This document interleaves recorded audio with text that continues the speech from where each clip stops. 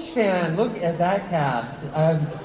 Thank you. I'm not wearing the Doom mask over this mask because I didn't want to ruin the lines with my Canadian tuxedo. My name is Ricky. That's a mononym like Cher or Madonna. And I'm just cosplaying hard. Is there a question in I do have a question, actually. I have a question for two questions. First question is for Mr. Paul Rudd. Where is Thor, and why was he crying? Where is Thor? Yes. And why is Thor crying? Why was he crying? He's a Wrexham fan?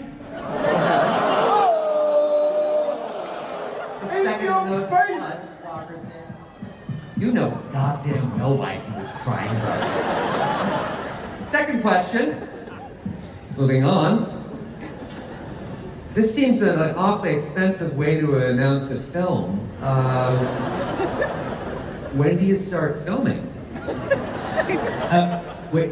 Doomsday? Doomsday? It's Doomsday. When does that start shooting? It's in the can, bro. Look around you. Did you bump your head? I see. So there's no additional photography, no overages, hot costs, maybe last-minute additions. We keep making the movie until they pry it out of our hands. So. No further questions. Happy Hogan? Fetch the Audi. We're leaving.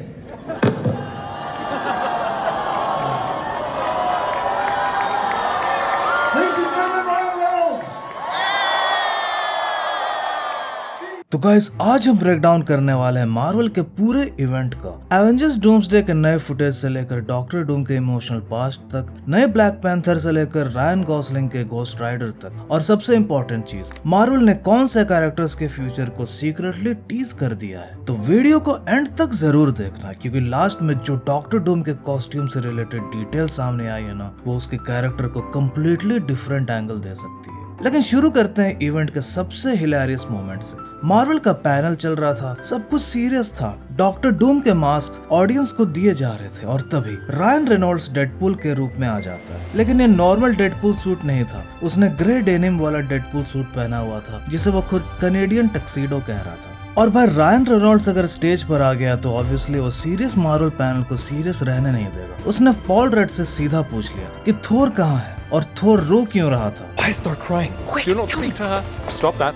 खैर इसके बाद Marvel ने Avengers doomsday का brand new footage दिखाया। Unfortunately footage को officially online release नहीं किया गया है, लेकिन जो लोग इवेंट में मौजूद थे उनके डिस्क्रिप्शन से काफी कुछ सामने आ चुका है। और सबसे इंटरेस्टिंग चीज थी डॉक्टर डूम का इमोशनल बैक स्टोरी। फुटेज की शुरुआत सू स्ट्रॉन्ग की नैरेशन से होती है। सू बताती है कि विक्टर वॉन डूम हमेशा डूम में सबसे इंटेलिजेंट इंसान था, लेकिन एक टाइम पर विक्टर बिल्कुल अलग हुआ करता था। वो काइंड था, केयरिंग था और अपने आसपास के लोगों की परवाह करता था। फिर एक दिन उसने अपनी जिंदगी की हर इंपॉर्टेंट चीज खो दी। और यही लाइन डॉक्टर डूम के कैरेक्टर का सबसे बड़ा क्लू हो सकती है, क्योंकि अब तक हम डॉक्टर डूम को एक पावरफुल विलन के रूप में देख रहे थे, एक ऐसा आदमी जो मल्टीवर्स को कंट्रोल करना चाहता है। लेकिन अगर मार्वल के हिंट सही हैं, तो डूम सिर्फ दुनिया को कॉन्कर करने की कोशिश नहीं कर रहा, वो अपनी लॉस्ट फैमिली को वापस लाने की कोशिश कर रहा है। एवेंजर्स डूम्सडे के ऑफिशियल पोस्टर में डॉक्टर डूम एक फोटो को देख रहा होता है, और उस इमेज में एक वुमन और एक चाइल्ड में नजर आते हैं। थ्योरीज के अकॉर्डिंग ये डॉक्टर डूम की डेड वाइफ और उसका चाइल्ड हो सकता है, और इनकी डेथ का कनेक्शन एक इनकर्जन से हो सकता है। मतलब एक ऐसी मल्टीवर्स कैटास्ट्रोफी जहां दो रियलिटीज कोलाइड कर जाती है। और अगर ये थ्योरी करेक्ट है तो डॉक्टर डूम का पूरा प्लान सडनली समझ में आने लगता है। वो मल्टीवर्स को डिस्ट्रॉय करना नहीं चाहता, वो उसे सेव करना चाहता है। लेकिन प्रॉब्लम ये है कि उसके लिए मल्टीवर्स को सेव करने का मतलब है बाकी सबको डिस्ट्रॉय कर देना। और भाई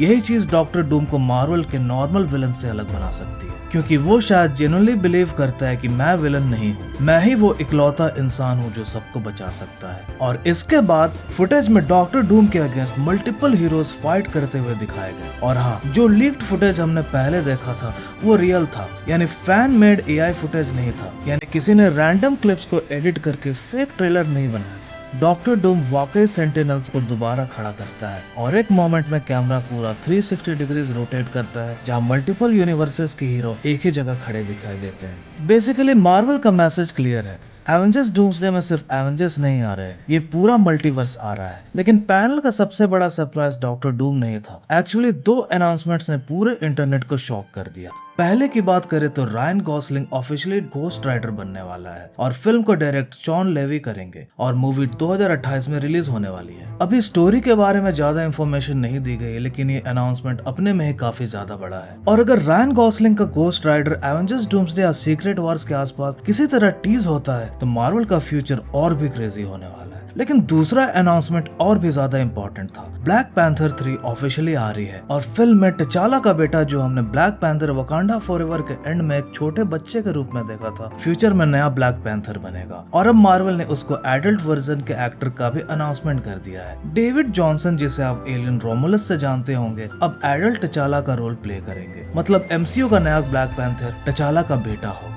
और सबसे इंटरेस्टिंग बात यह है कि मार्वल के पास उस कैरेक्टर को प्रॉपरली ग्रो करने के लिए अब 2 ह्यूज मूवीज हैं, यानी एवेंजर्स डूम्सडे और सीक्रेट वॉर्स। तो थियोरेटिकली जब हम ब्लैक पैंथर 3 तक पहुंचेंगे तब तक वो छोटा बच्चा एक फुल्ली ग्रोन सुपर हीरो बन चुका होगा। ब्लैक पैंथर 3 दिसंबर 2028 में रिलीज होगी और मूवी में डेंजल वॉशिंगटन भी अपीयर करने वाले हैं। अभी उनका एग्जैक्ट रोल सीक्रेट है, लेकिन ऑनेस्टली डेंजल वॉशिंगटन और ब्लैक पैंथर फ्रेंचाइजी का कॉम्बिनेशन ऑलरेडी काफी इंटरेस्टिंग लग रहा है। और अगर मार्वल ने इस कैरेक्टर को एवेंजर्स डूम्सडे या सीक्रेट वॉर्स में प्रॉपर्ली इंट्रोड्यूस कर दिया तो फ्यूचर में एक completely new black panther era start हो सकता है। अब आते हैं एवेंजर्स डूम्सडे के सबसे इंटरेस्टिंग कैरेक्टर हिंट्स में। मार्वल ने पैनल के बिगिनिंग में एक मैसिव मोन्टाज दिखाया। इस मोन्टाज में बहुत सारे पुराने एवेंजर्स थे, जैसे Iron Man, Steve Rogers, Black Widow, Hulk, Loki, Sam Wilson, Spiderman, Fantastic Four, Doctor Strange, Shang Chi और फिर एक्स-मैन। लेकिन भाई एक चीज ने सबका अटेंशन इमीडिएटली ग्रैब कर लिया। मार्वल ने टोबी मैगवायर के स्पाइडरमैन का फुटेज भी दिखाया और सिर्फ टोबी नहीं, नो वे होम के तीनों स्पाइडरमैन का फुटेज भी मोन्टाज में इंक्लूड किया था। मतलब टोबी मैगवायर,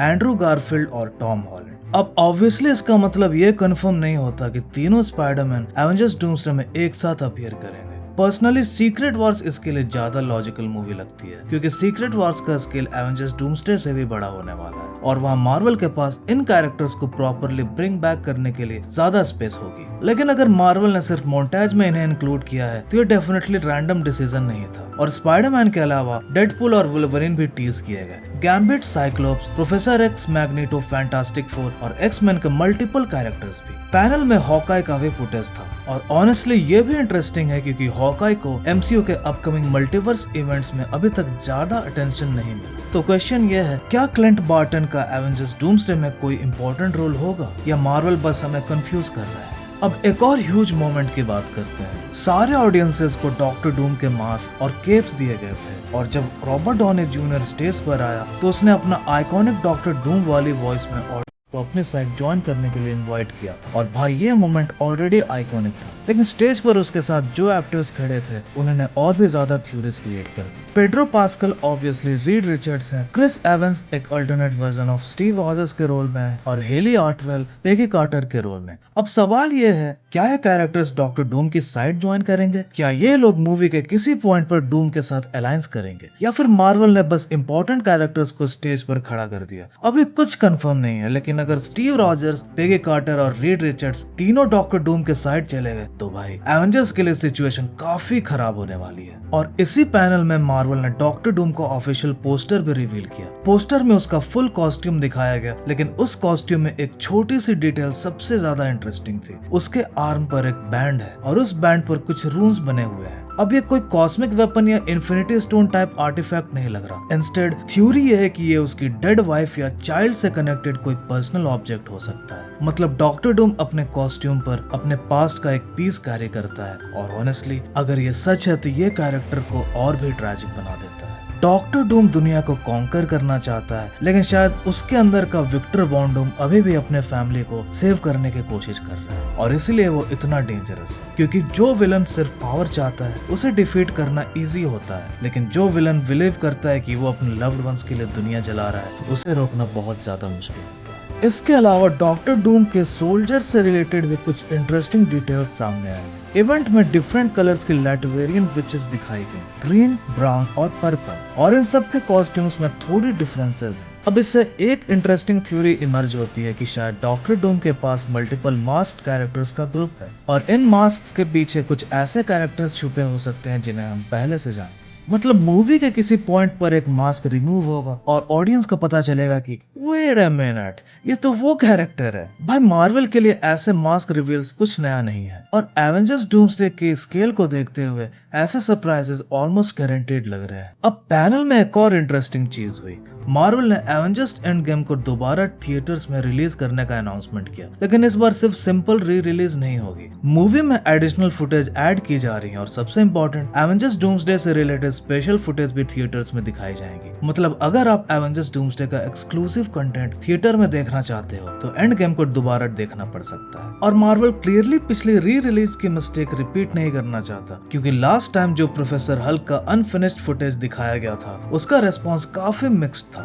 इस बार मार्वल इसे मच बिगर इवेंट बनाने की कोशिश कर रहा है और ऑनेस्टली अगर एवेंजर्स डूम्सडे का प्रॉपर एक्सक्लूसिव फुटेज थिएटर में अटैच किया गया तो लोग उसके लिए एंड गेम देखने दोबारा जरूर जाएंगे। अब पैनल के फाइनल मेजर रिवील पर आते हैं, यानी एवेंजर्स डूम्सडे का नया म्यूजिक। और अगर आप मार्वल के ओल्ड एवेंजर्स थीम से फेमिलियर हो तो आप समझ सकते हो कि ये कितनी बड़ी बात है। मार्वल क्लियरली डॉक्टर डूम को सिर्फ एक और विलन की तरह ट्रीट नहीं कर रहा, उसके लिए एक प्रॉपर आइडेंटिटी बनाई जा रही है, एक इमोशनल बैक स्टोरी, एक यूनिक कॉस्ट्यूम, एक पर्सनल थीम और एक ऐसी आइडियोलॉजी जहां डूम खुद को विलन नहीं समझता। और शायद एवेंजर्स डूम्सडे का सबसे इंटरेस्टिंग क्वेश्चन भी यही है, क्या डॉक्टर डूम को डिफीट करना जरूरी है या क्या वो किसी पॉइंट पर एक्चुअली सही हो सकता है? क्योंकि अगर मल्टीवर्स जनरली कोलैप्स हो रहा है तो डूम के पास उसे बचाने का एक प्लान है, तो एवेंजर्स को डिसाइड करना होगा कि वो अपने सबसे बड़े एनिमी के साथ टीम अप करेंगे या फिर उसे रोकने की कोशिश करेंगे। और भाई अगर मार्वल ने इस स्टोरी को प्रॉपरली एग्जीक्यूट कर दिया